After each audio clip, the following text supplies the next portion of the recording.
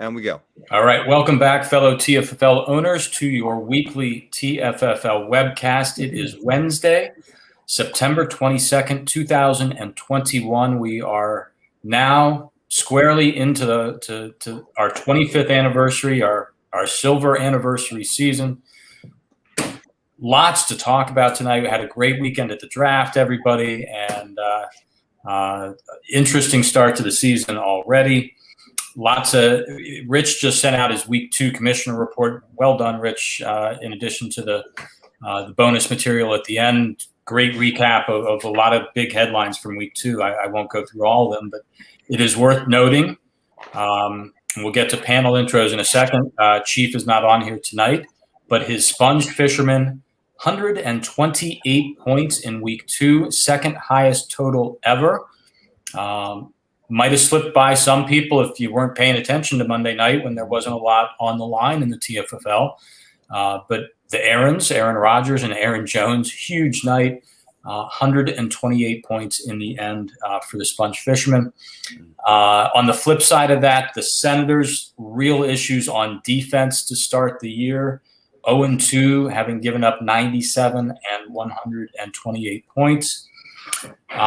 Rich, you mentioned this. Our defending champions, the Steel City Mongols, out to an 0-2 start in defense of their title. And I would add also on the other side of that, 2-0, the Lizards. Despite all your significant wide receiver issues, Odell Beckham hasn't played yet. Michael Thomas hasn't played yet. Nonetheless, 2-0 to start the season. All right, let me do our panel intros, and then, yes, we have a lot to talk about. Rich Berkman, our commissioner, Lizards King and Ruler, welcome. Thank you, sir. Happy to be here. Can't believe it's already week 2.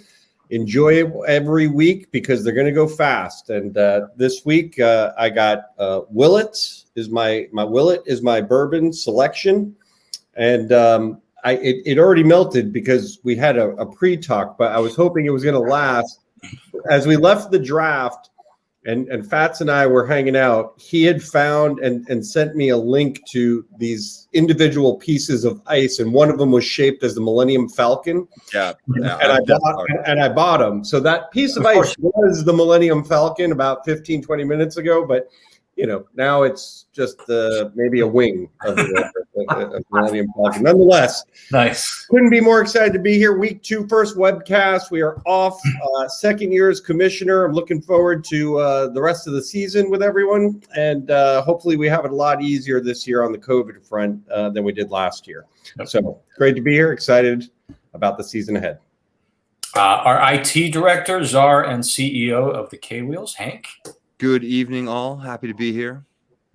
Nothing exciting, yes. I was surprised. I watched most of the Monday night game, but I didn't realize it was going how explosive that actually was for Chief. I mean, every one of those touchdowns was, like 12, 14, 15 points, Exactly. It was big night. That's fun. Berto, high command from Jack's Giant Killers. Welcome. Stick. So this is Sip of Sunshine. Everyone's favorite there.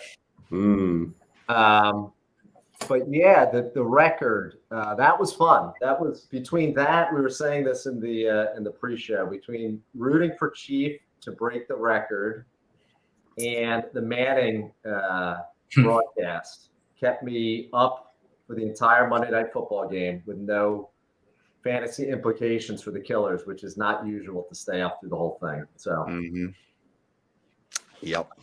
All right, so we are back to doing this weekly now. The season is underway.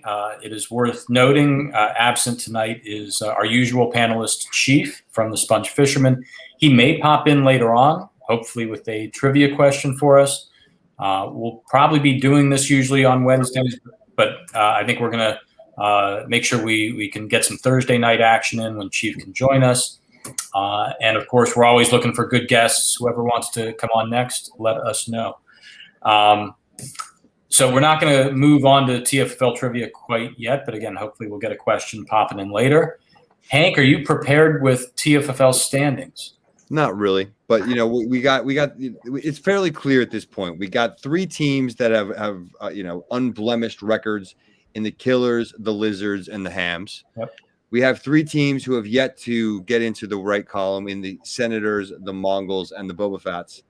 And everybody else is 1-1. So, good, bad as it is. The snake bite, of course, is Kramer. Yep. And, he's put up big numbers. He is 15 points off the scoring lead after 2 weeks, and he's 0-2. Tough matchups. So that's rough. But yeah, early in the standings, but we'll see how it goes. The last round division games this week, and we'll see who's got the early division leads and how they can get away with things. Yeah, we say this every year. Nobody should be panicking quite yet, but maybe after week 3 you can start a little bit. If you're 0-2 in your division, 0-3 overall, yep. We'll be talking more about standings as we go forward. Rich, any more to say as commissioner? Any updates we need to know? The only thing that we didn't call out, and I called it out in the report, which is fascinating. I don't know if it's fully true, but every game was settled Sunday night and had zero. There was nobody who had any implication on Monday whatsoever, unless you were adding to your existing win already. So I found that fascinating. Mm-hmm. In terms of free agents and priority picks, the order is out there. Goes as usual now. If we do have a COVID situation, again, just a reminder, you have to use whatever's on your bench first. And if you have nothing left, then you can put in for a COVID pick that returns the week after. They will start Thursday night. So if you're out of no one and you don't have anyone to start and you're looking to put somebody in on Thursday night, you could put in a COVID pick on Thursday. I will check the email, make sure that, and it couldn't hurt if you reminded me on a Thursday, just by chance, that you're putting one in. If you have that situation, that'd be helpful. Otherwise, we roll as normal Saturdays by noon. Get your FAs or priority picks in. I was surprised how light it was last week. Everyone essentially put in for one guy, and the first guy on the board got him, which was Nick. And Nick, again, is the leadoff with the FAs with the lowest point total in the league. So you're saying it was a really what's that? Successful pickup for Nick is what you're saying.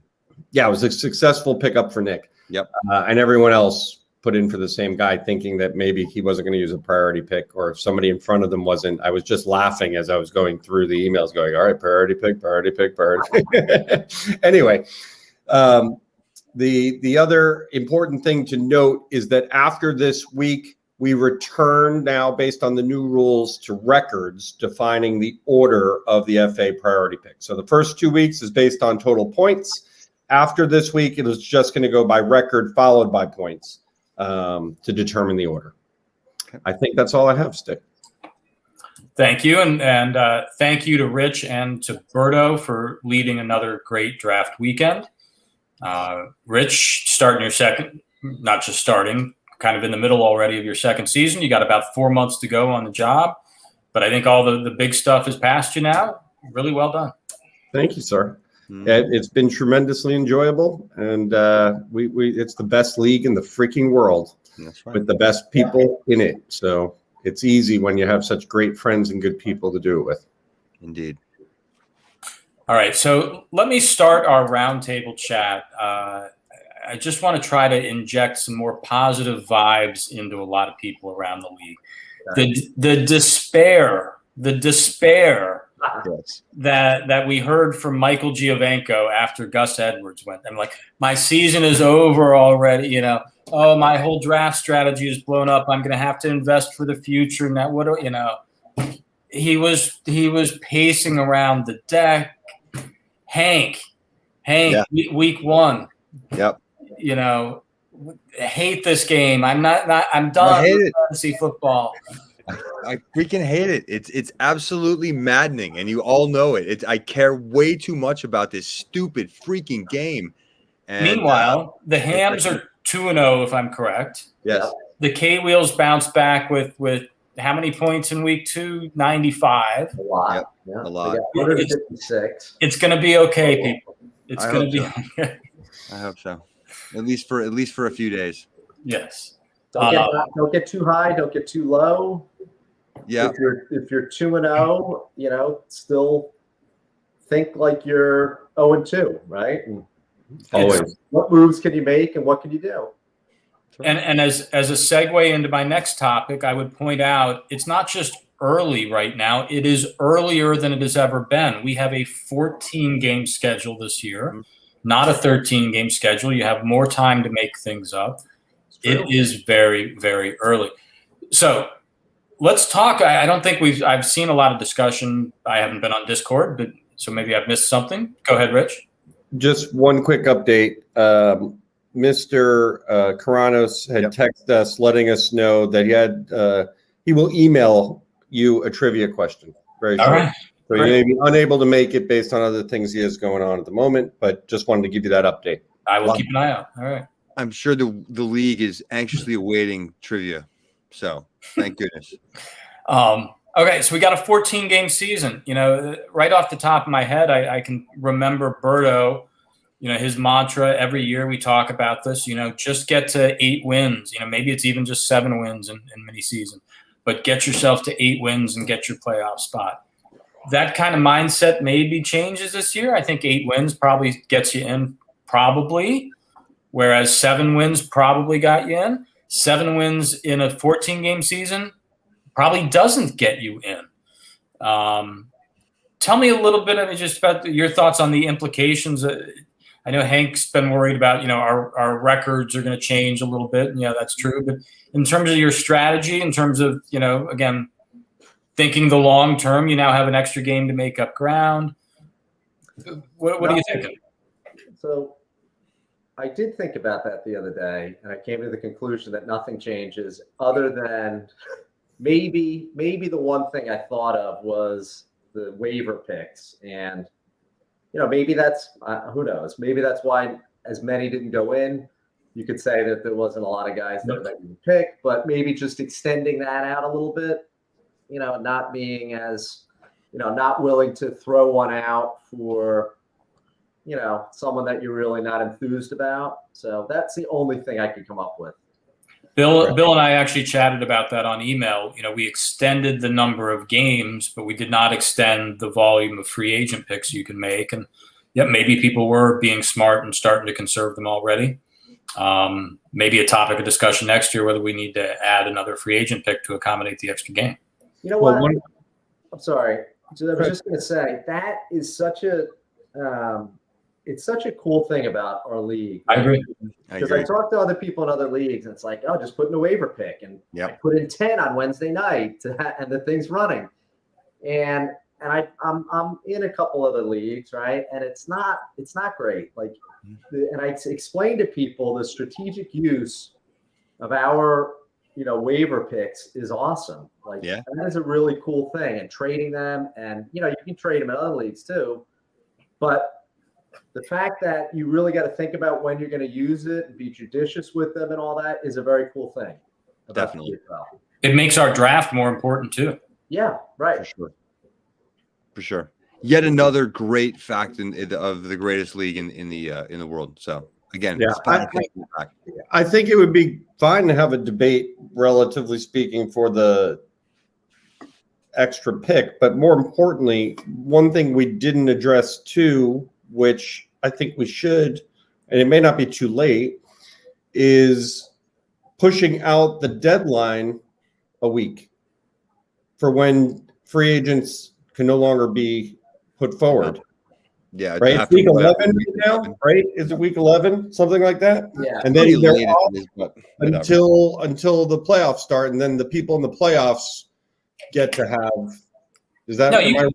No, you can make free agent picks all season long. Yeah, you can do that. Maybe it's the trading deadline. The trade deadline. The trade deadline. Yes. Yeah. I need my rules guide. Right. So the trade deadline, maybe that needs to be pushed out a week. Or maybe it's fine where it is. Maybe keeping it where it is will make it more likely we'll have trades at the trade deadline. Mm-hmm. Or I don't know. We should look at that, whether moving that back or keeping it where it is will actually eliminate the logjam we've seen in recent years where nobody wants to make a trade because everybody's still in the playoff mix. Because we have the trade deadline Wednesday. Is that right? Before Thanksgiving? Yes. Yeah, the Wednesday before Thanksgiving, Okay. which Yeah. is not a horrible thing, just because it's fairly remarkable each year. You'll remember that largely. No, but I could see a situation where actually less trades get made because more people think they're in the playoffs because of the extra game. Maybe, right. Yeah, that's true too. There is one other thing. I forgot about this one. Who you're playing in that second game is a critical thing. Mm-hmm. So who are different teams playing? Are you playing a team who's, the Sponge scoring 169 points, or the Wheels 156 points, or, are you playing somebody else? And that is another big factor of that, And you're talking about week 4. No, week 11. Week 11. Oh, we moved that to week. Sorry. Yeah, I remember. We yep. Okay. Yeah. So that's probably the biggest factor. Just Who is the team outside your division that you're playing twice? Right. I've got the Hams twice, I believe. I got the Beavers twice. And I got the Senators. All right. All right. See how it goes. Yeah, that is a weighted factor. Again, even adding this 1 week does change things just a little bit strategically. Not, the original question I think you asked is, are you doing anything to prepare for this additional? No, we're playing. Let's play. Yeah. Rules are in place. We all the free agency thing or the use of those picks.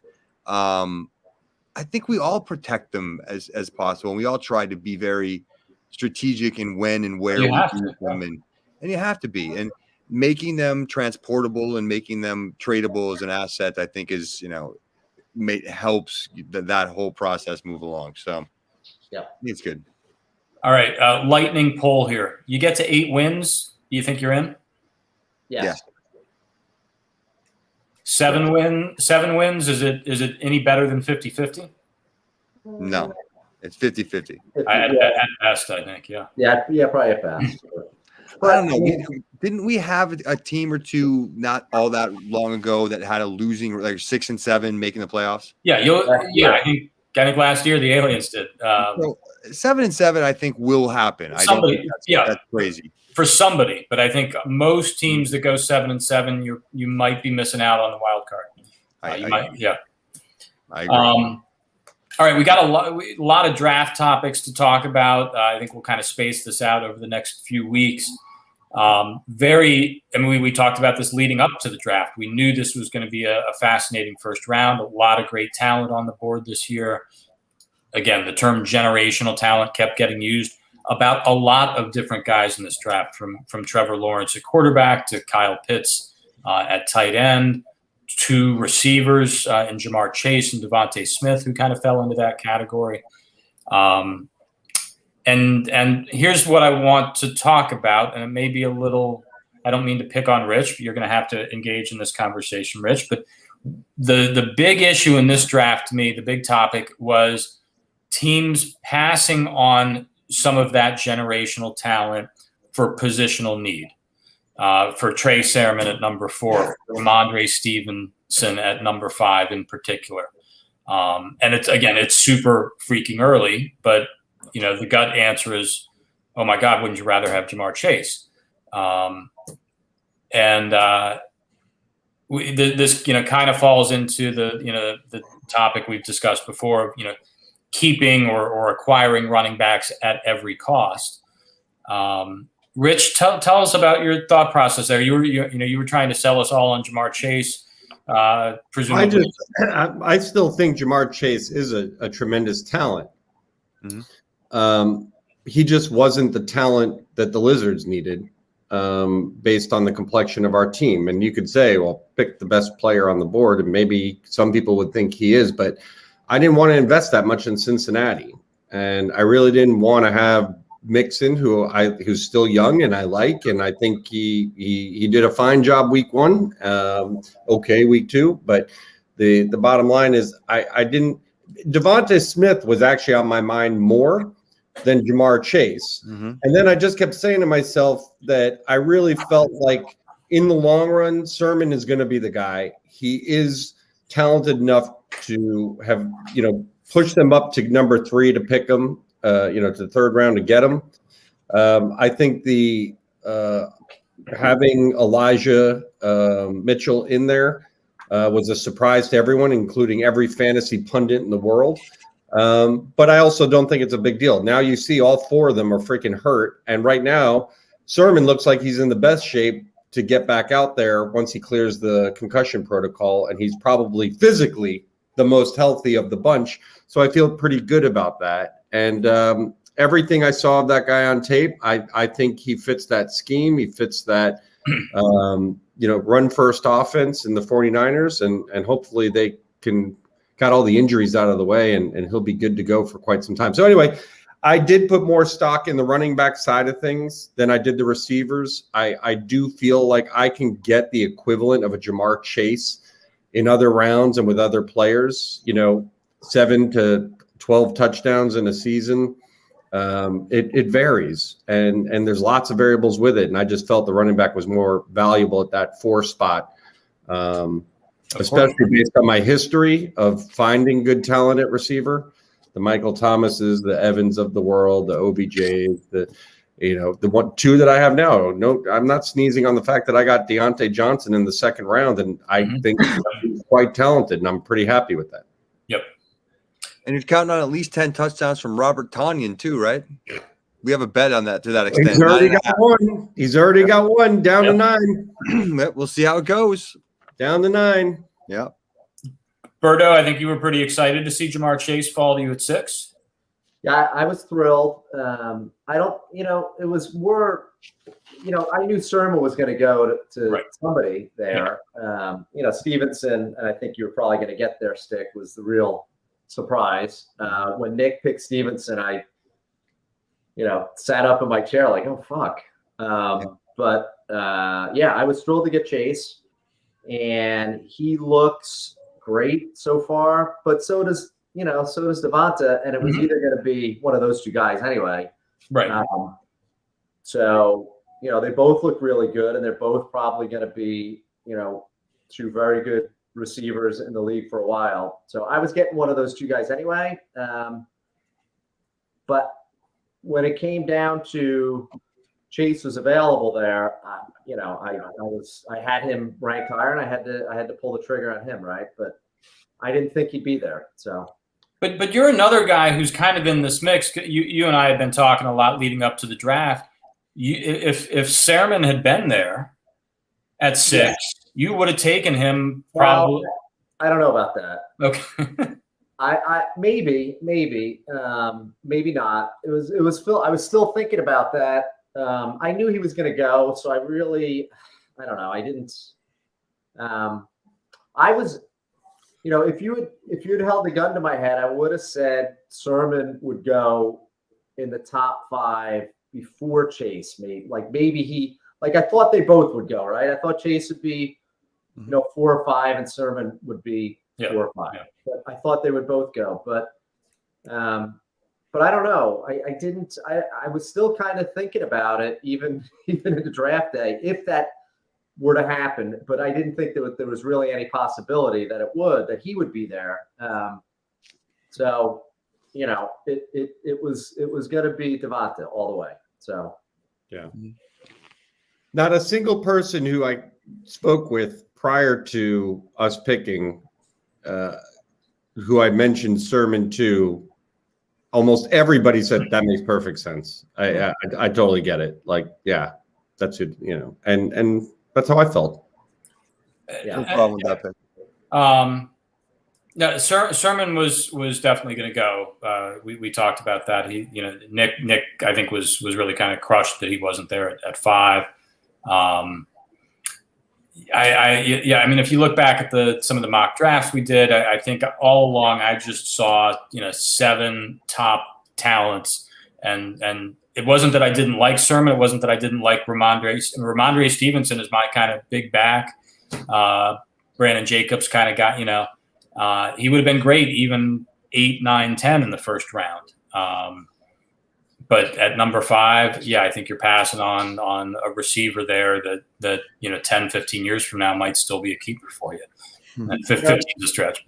The the other thing I contemplated too was trading down.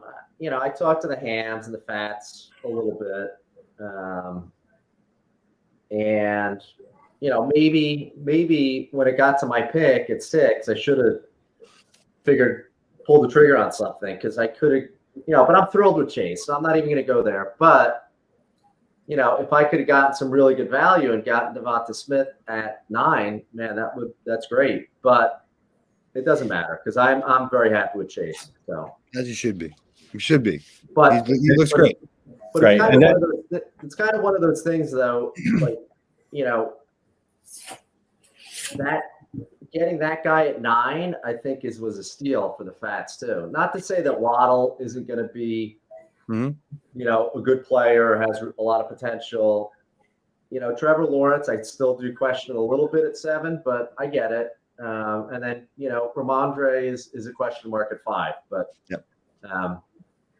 But to get him at 9, that's great. I said this on draft night. I thought the Fats kind of won the draft with that pick alone, and it was, wasn't a brilliant pick. It fell to them. And they made it. Yeah. No, Devontae Smith at number 9, on top of Javonte Williams at number 2. Great haul for the Boba Fats. Mm-hmm. Yeah. It may be worth talking about Waddle and Smith for just a moment. I'm a Devontae Smith fan, Heisman winner. I told you, ESPN.com had this great list of the top 50 college receivers of the last 50 years, and it's Randy Moss, Larry Fitzgerald, Devontae Smith. Yeah. Third. So I was surprised in the NFL draft when Jalen Waddle went ahead of Devontae Smith. Mm-hmm. I was surprised in the TFFL draft when the same thing happened. When that happened in the NFL draft, it only made sense to me because it was the Raiders, and they have always overvalued speed. And you mean Miami? The Dolphins. Dolphins in this case, but the Raiders have done that over and over. Yeah, but they have. But it is surprising. But teams value certain things, and I don't know why they wouldn't value Smith. Is it size? Is it some scheme fit or whatnot? But I think most of us thought Smith would go first. Yeah, I mean, the whole that he's really skinny thing, really, man. I tell you, and I had this conversation with Crames. We were talking about it. Like, man, it's this guy in the beginning, right? Like, man, he's tiny, he's thin. Tiny. Look at CeeDee Lamb. Right, but then you watch him play, and then I'm watching him. And, you go back and you're find a YouTube video of him in college, or and watching games. I didn't watch a ton of college football, but I caught a little bit of obviously Alabama. But he's so good. He's so smooth, yeah. And Randy Moss is really skinny too. So I was Marvin Harrison is the comp you hear often. T.Y. Hilton. And the other thing too is usually, not always, but if you can run routes the way that guy does, you're a smart player, and you know how to get out of bounds when you should. You know when to get down when you should. Like, you know how to protect your body, not in a scared to play football type of way, but in a way that's smart for you as a player and your team to stay in the game. And if he is that technically proficient at running routes, then that's a sign that he knows how to play the game, and he's going to stay healthy. In theory. I agree. It's a really good point. Yeah, so we'll be following Jamar Chase versus Devontae Smith, and I think we'll also be following Jalen Waddle versus Devontae Smith and seeing how those play out. And I just looked this up, and I'm surprised that actually Waddle is smaller than Smith, which is somewhat surprising to me. Waddle's kind of, I think everybody's. You thought you were talking about the Raiders. They did the same thing with Ruggs. With Henry Ruggs a year ago, and to me, Jalen Waddle's more of the Ruggs type of player. Right. And what you're rolling the dice on there is everybody's looking for the next Tyreek Hill. Yeah. And great if you can get that, but what happens if you get another Henry Ruggs, who had a nice play this week? Yeah, fine deep threat here and there, but not a guy who's probably going to catch 90 balls. What was the guy? Remember Darius Hayward Bay? Remember we had that crazy fast 40 time? But Devontae Smith is going to catch 90 passes a year for the next 10 to 15 years. Yeah. I'm not sure Waddle does that, but maybe he has a couple big seasons in there. Never know. My opinion. We'll see. But yeah, we'll be looking Waddle versus Smith and Chase versus Smith. Is that a lightning round or? Go for it. Who do you like better, Waddle or Devontae Smith? Smith. Smith. Yep. Smith. There you go. Maybe when we get the hams on the webcast, I wonder if this was another one of those cases where he had kind of talked himself into Waddle beforehand, thinking Smith might be gone, and then just stuck with Waddle. We'll see. Not that Waddle's not a talented guy who's going to have a big role in that offense, but with Tua injured now, Will Fuller coming back, that's I'm not sure the best spot for him to flourish right away. All right, enough about Jalen Waddle. Let's talk about maybe the other pick of the draft, Travis Etienne at number 13 overall. The best non-pick? Right. Best non-pick. I don't think there's really any lingering controversy to talk about. You can vent if you would like it, Bill. I think we all knew who he was trying to pick from the moment he got up and gave his weird speech.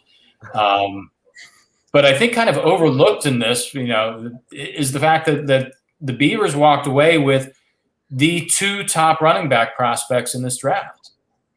They're not going to get anything out of Etienne this year. I know Phil doesn't like that strategy. But, fast forward a year, and the Beavers have Najee Harris and Travis Etienne as keepers next year, plus Christian McCaffrey and everybody else they've got. And maybe because they picked Travis Etienne this year, it hurts them, and they get another top running back next year as well. I mean, this is what Thornburg does, is he finds ways. He has some bad seasons in between all this, but he gets himself, the Le'Veon Bells coming out of the draft, the Christian McCaffreys, the Josh Jacobs, the Najee. I mean, he keeps getting these top picks, and he found a way to get two of them this year. Smart. Yeah, we'll see how it goes for him.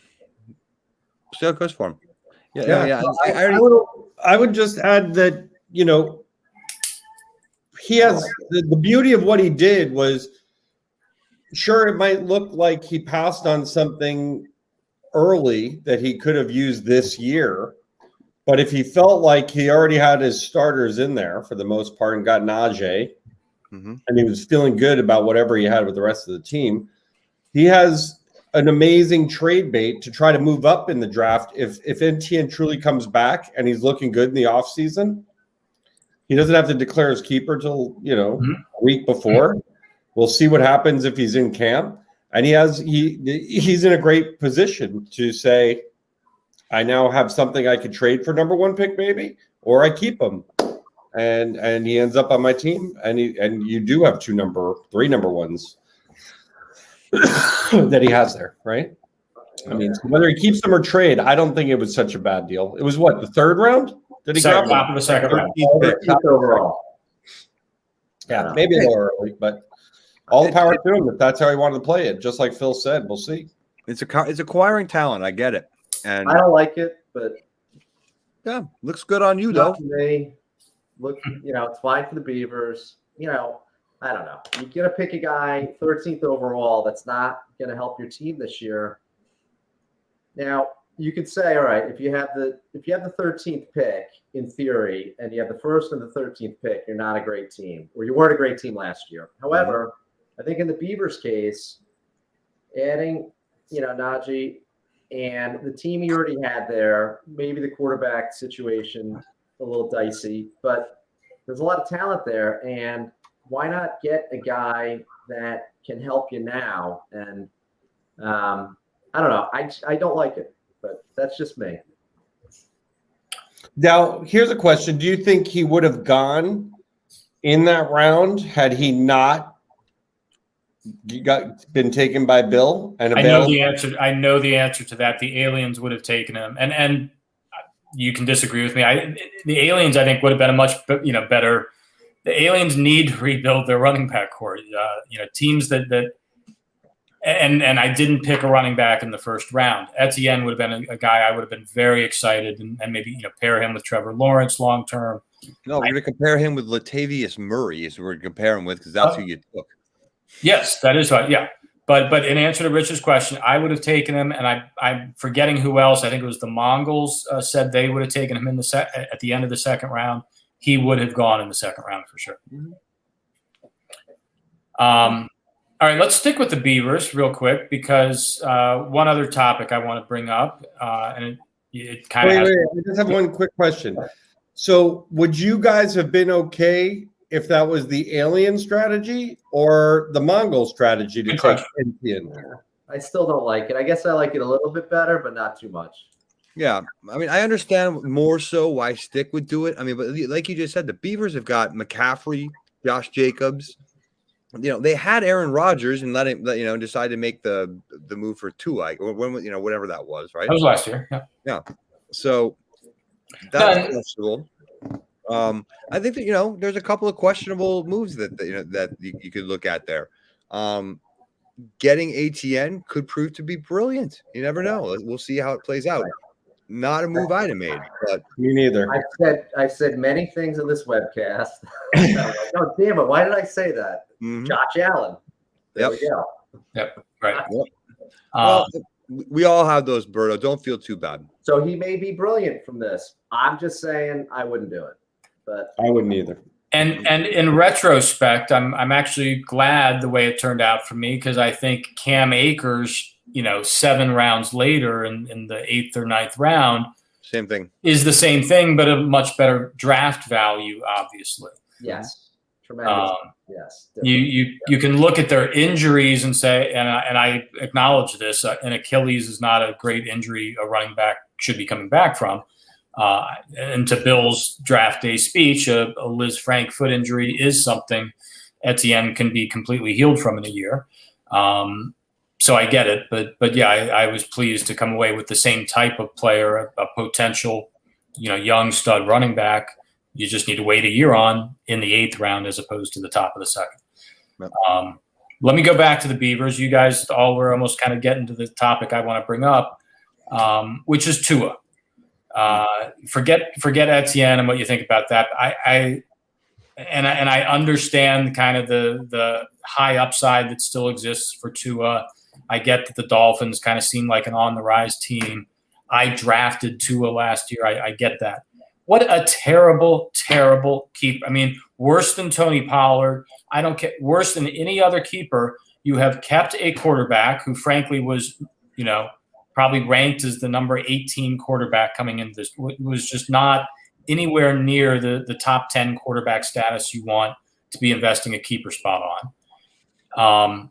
He did not start him the first 2. I mean, Bill clearly doesn't value him, doesn't see him as somebody that if you were looking at him as, okay, a roll of the dice, high upside, that you're not going to start the first 2 weeks, you draft him in the 8th round or wherever you could have gotten him. But you look at it in the same lens as we just talked about with ATN, and it does, that's probably a strategy that Bill is employing here is he's taking guys who he sees can be hopefully achieve what they're going to be in a couple of years, not necessarily today. Because if you look at it, he used his 7th slot, his last keeper pick to hold Tua, and then used his 9th slot, the 2nd pick, to get ATN. Traded for Laviska Shenault at the trade deadline and kept him, But I get it with Etienne. Again, to Rich's point, he had to go get Etienne at 13 or somebody was going to grab him. Mm-hmm. You did not need to keep Tua. You would not have needed to draft Tua until round 8. And you're not – I just don't get the fact that you're keeping him and not starting him. If you saw some glimmer of upside in him, you could have got – I just – Well, yeah, I mean, I'm not starting Burrow either right now, but Cousins has played well so far. Who did the Dolphins play last week? Why am I blanking? Bills. The Bills. The Bills. Mm-hmm. Got shut out. Yeah. So, I mean, I'm okay with not starting him, but keeping him. And for the upside you see in him, you certainly should be seeing the huge downside of a guy who's got major injury issues and is injured. You know, it just. I mean, what is the prognosis? Is he out for the year, or how long is he out for? But No, he's week to week with some rib injuries. It's fractured ribs. Fractured rib. Yeah. Bill made this I fractured my ribs. I know what that feels like. And Yeah. I can only imagine trying to play quarterback and get hit with fractured ribs. Even if you're wearing that flak jacket, which is going to be cumbersome in itself. He's going to be hurting. Nonetheless, I don't have a problem if, the bottom line is if some people feel like they have a gut about a guy, no pun intended, for what they think that talent's going to be. If Bill had the sparkle in his eye about Tua and some genius thing, and he read some nugget somewhere, or he feels like he's going to be Mighty Mouse, then it just means all the goodness for me that he wasted a spot on it and put somebody else back in the pool that is available to everyone else, right? So I think sometimes people get that gut and you keep that guy, and that's what it is. Is it the smartest decision? Maybe not, but maybe it is. I don't know. To Phil's point, if he's predicting that this guy is going to carry him the second half of the season and into next year, well, then all the power to Bill. But is it a choice I would have made? No. To your point, Stick would have been available in the 5th, 6th round. No doubt about it in my mind. Are those two picks the result of Thornburg's obsession with college football, in the sense that Tua was a college football, legend and a freshman who led him to the national championship and amazing talent and whatnot? Let's not talk about the hip degeneration or whatever he's got going on. And the fact that he's not that big of a guy, and many question marks. He's left-handed, right?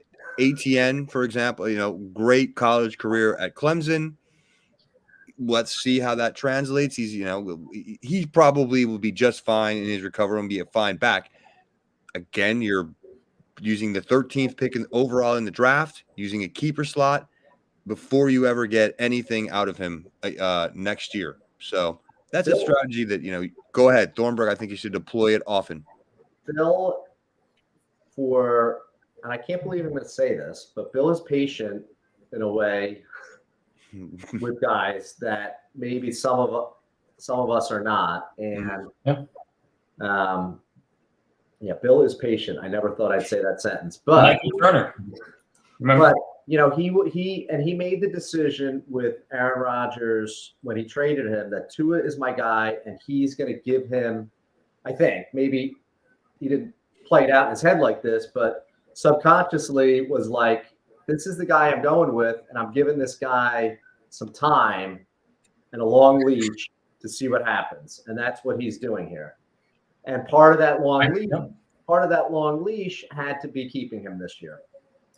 I get the long leash thing, the high upside thing. I don't agree with the notion that he had to keep him to get that upside. And there are other ways to acquire that guy. Yes.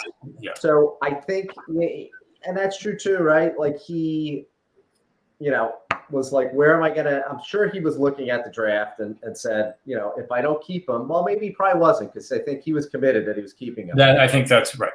But I know some of, like, again, going back to my Burrow situation here, I'm looking at it. I'm like, when could I get this guy in the draft? Yep. And if he becomes the next guy, I'm going to really put my fist through a wall. So when you start to play it out that way, and that you're not going to maybe be able to get that guy, then that's a problem. That's why I took Trevor Lawrence at 7. Yep. Yes. Quick question for the panel. So you will overdraft or you'll overdraft or overkeep sometimes, particularly in this league with the quarterback slot, just because that's the way it is. Yep. Quick panel question mark. Let's pretend for a second that Tua was in the draft. He was available this year. The first quarterback taken obviously was Stick at 7, Trevor Lawrence.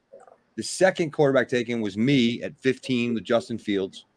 We then had to wait quite a while until we got to the 4th round, 10th pick, Ryan Tannehill. Okay. End of the 4th round. Right. End of the 4th round. would Tua have been taken ahead of Trevor Lawrence stick?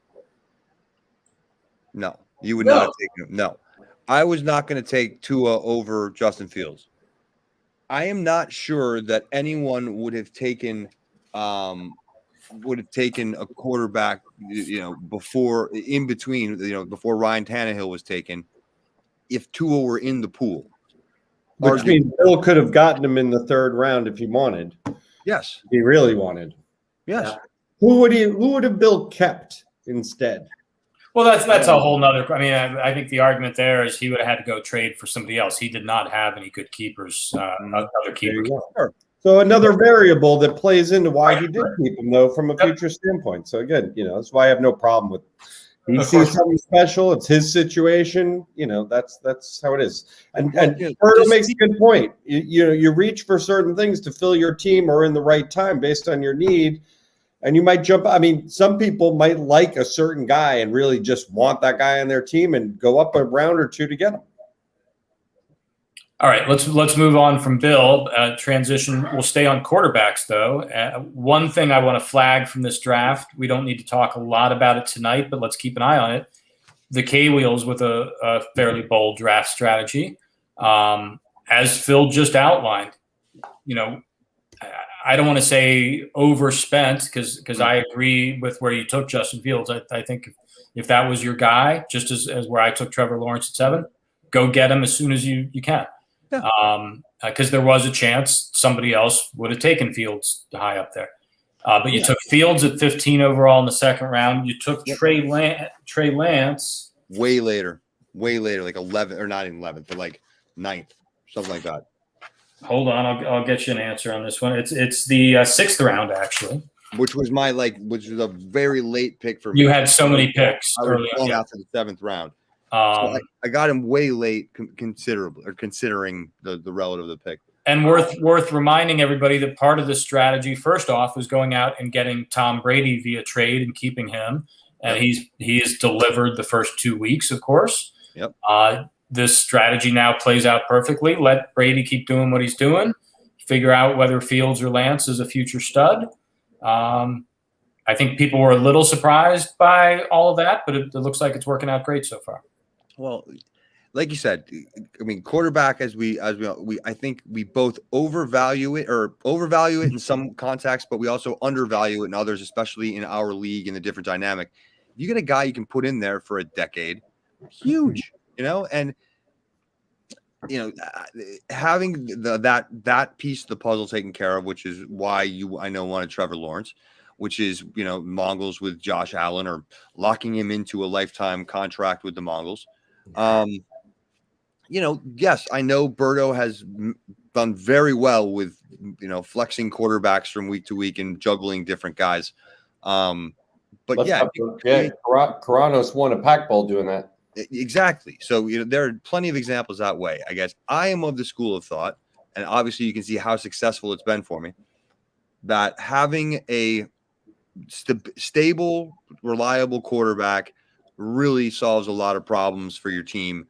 They do tend to score the most points in our league, individually week to week. So if you have one that can deliver, 30 on the high side, but has a basement of 12 or 15, on bad weeks, you're in a good shape. Yeah. There was nothing, that as I was mocking, and every time I got to 15 overall, I had Fields or Lance for Phil. Mm-hmm. Every time. And I thought about that, Berto, with like which one of those guys do I really want? And I really think Justin Fields is a great athlete. So we'll see, where that turns out. Like Hurts is a great athlete, and getting him, on the field is helpful. I think that's what the Bears are trying to do with Fields. Lance, I don't know. He might, he's a little less proven. He played 1 year of Division II college football. But, to your point about, taking Lancer too, it was late. You finished the draft early. You had already had a number of picks on the board. I had no problem with that. So we'll see. And hopefully one of them becomes what I wanted Deshaun Watson to be.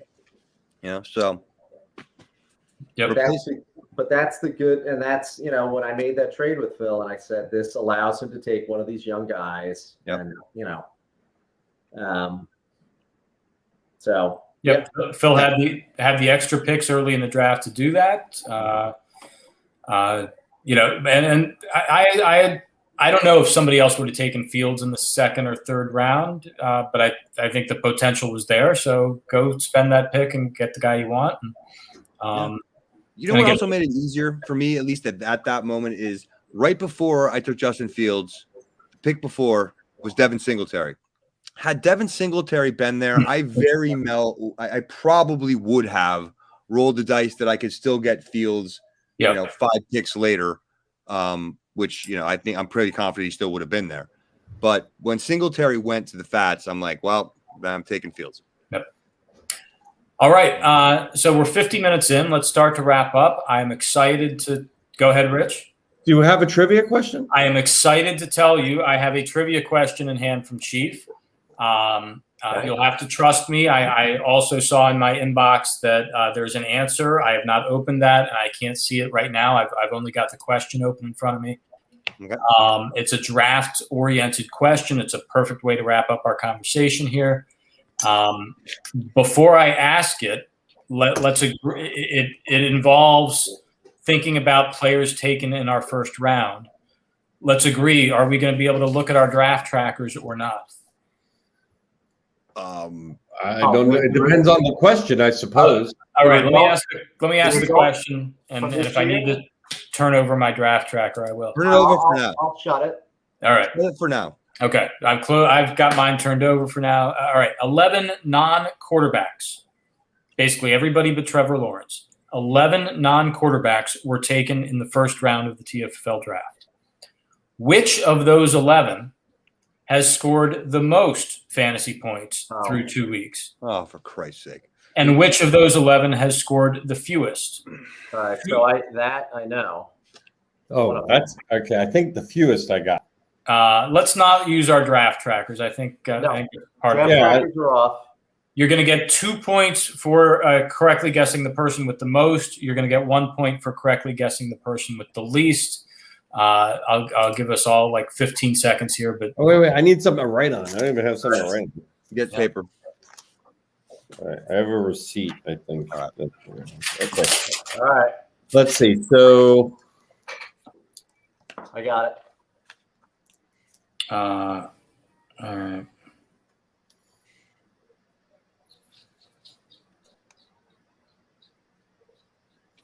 All right. Hang on. I'm trying to just still think who got picked. I have no idea. I'm not thinking about this enough. I just gave some quick answers. All right. I know one for sure. All right. I've got, I don't know if you can read this, Jamar Chase scoring the most and Ramondre Stevenson scoring the least. I have the same. I know. I have Harrison Pitts. Trevor, he said, among the non-quarterbacks, Rich, you need to take Trevor Lawrence off. All right. So among the non-quarterbacks, I am just I'm going to put Smith is my guy. Smith. All right. That's who I would put. That's who I would have put. Let's let me Smith, go back. But Sermon didn't even play. He was a first-round pick. Sermon might. Damn it! All right. Mm-hmm. I mean, that's easy for me because I got. Well, okay. So Berto and I are correct according to Chief, but you're right. Sermon has 0 points, I believe. Damn it! Unless does Stevenson have -1 though? That might. I don't know. Do you have the answer? He gave you the answer. He gave me the answer. It is Jamar Chase with the most and Ramondre Stevenson with the least. He did not give me their point totals. Oh, but it's on the. If you go to draft results, it's on there. Well, I think the question, Rich has got a good point. Trey Sermon, I believe, has 0 points through 2 weeks, but I wonder if Ramondre Stevenson actually has -1. Could be. Let's see. I got Ramondre right here. Let's see his games. -1. He did fumble in week 1 against Miami. He did. He has -1, which is why it's a brilliant question. Great question, Chief. Even though Trey Sermon hasn't done anything, Ramondre Stevenson is actually worse. -1. Yeah. Oof. All right. Good question, Chief. Good question. 4. You get you and I get 3 points. Well, it's 2 and 2, right? 2 and 1. 2 and 1. And for whatever reason, the least was only worth 1 point. Okay. even though that was the tricky part of the question. Okay. So are you recording these, Hank, or does Chief keep score this year? Chief has been keeping score. I can write them down just so that somebody has a record of it. So Stick with 3, Birdo with 3. How many do you have, Borkman? 0. Me too. So Bork and Hank was 0. Easy. All right. Chief, 0 for me and Bork, 3 for Stick and Birdo. Carry on. Totally fooled me. Nope. I had no idea. All right. Rich, are you prepared to discuss TFFL schedule for week 3?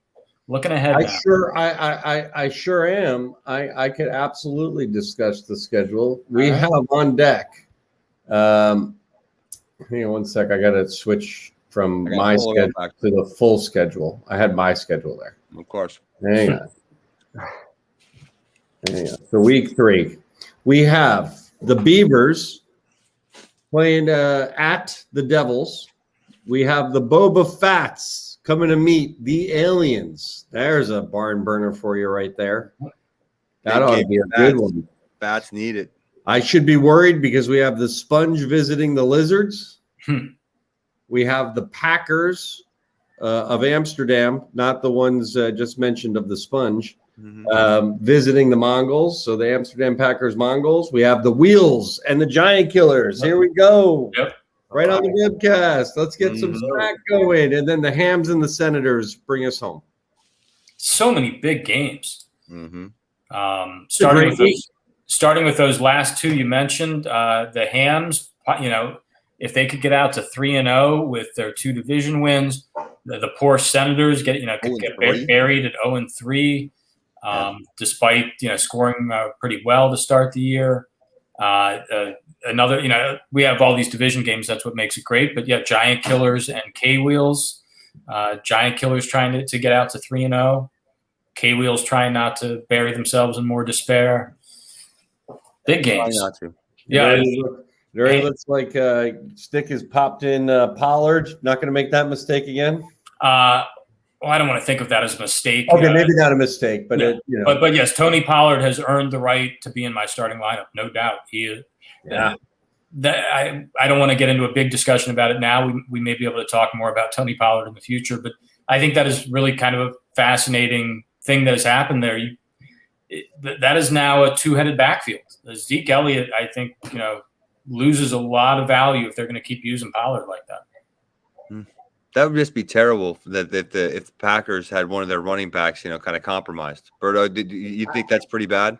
Yeah, I mean, Dallas could be looking at it like smartly. Let's keep this guy under pressure and have him last through the season. So it's not a bad play for Dallas, but not helpful for the Amsterdam Packers for sure. Yeah, I don't mean to suggest Pollard is overtaking Zeke, but it is clear that Pollard is part of that game plan, and I certainly hope is going to keep getting at least 10 good touches a week, maybe more, and he's doing something with them. So he's in the lineup. Zach Moss not back in the Alien starting lineup despite 2 touchdowns last week. I actually feel like I've got 6. If Sony Michel is a starting running back this week for the Rams, I think I kind of go 6 deep with quality running backs right now. None of them are studs, unfortunately, but I've got guys starters. Yeah, guys who are suddenly scoring points in Pollard and Moss, and guys like Michelle who may suddenly be getting a lot of carries. So they can't all start. Optimistic, but yeah, you're right, Stick. You always say you're looking for chips. You want chips on the table. One of those could be a lottery ticket winner. Listen, Melvin Gordon's a fantasy starter. Latavius Murray touchdowns in both of the first 2 weeks. Actually, Mark Andrews is probably my worst of those 6 options, but a capable starter at running back. Then you got Zach Moss, Tony Pollard, Sony Michel. I like all those guys. Potential. We'll see. Yes, we will. Aliens came back down to earth in week 2 for sure, but I had some guys scoring points on the bench that make me happy about where this team is right now. Okay. There's the lead, right? So it's week to week, emotional roller coaster as we go. And you win, it's freaking brilliant, and life is good, and then you lose, and everything is horrible, and nothing will ever be right again. And Berto, I was thinking the other day I was so pumped after winning a game this weekend, and I went out and played really good golf on Monday, and I played so bad on Tuesday, and it's like it takes the shine of the winning week. That's one thing that can just blow it to hell. Yeah, So.